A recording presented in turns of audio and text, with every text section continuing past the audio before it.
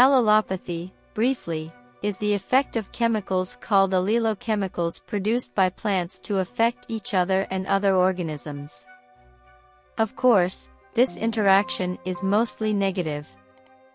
Right here, neighborhood relations in plants begin.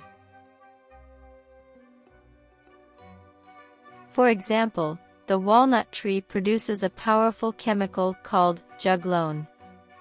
Thus, the walnut tree does not want almost any plant next to it. The walnut tree is not welcoming at all and does not like to have neighbors. In fact, if there is an apple tree nearby, the walnut tree doesn't care at all and dries up the tree and kills it.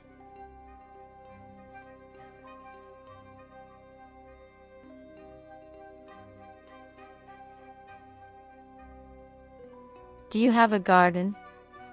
Will you plant tomatoes? Then again, pay attention to the walnut tree.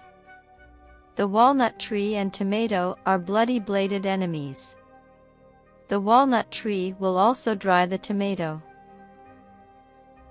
However, we should not always be angry with the walnut tree.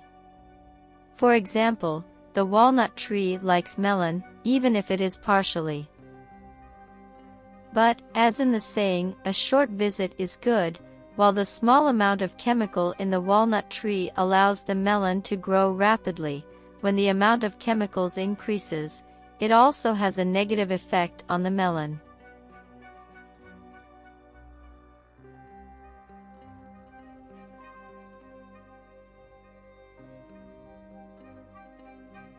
Especially, in vineyards and gardens, weeds and insects threaten crops, such as tomatoes, cucumbers, peppers and olives, and reduce yields.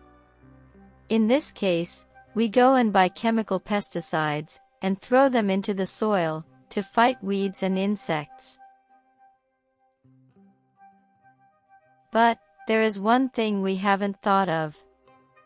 I wonder what happens to these pesticides we throw in the ground. Let me tell you what it is. These chemicals, accumulating more than the amount we throw out, increase their effects, and return to us, and other living animals, and harm them. The field of allelopathy is an excellent solution, that can save us from this situation. For example, broom rape is the bad neighbor of the tomato. A plant that is not hostile to tomato but hostile to broom rape is the tomato's excellent neighbor. It is very rational to use organic products to combat pests or unwanted insects.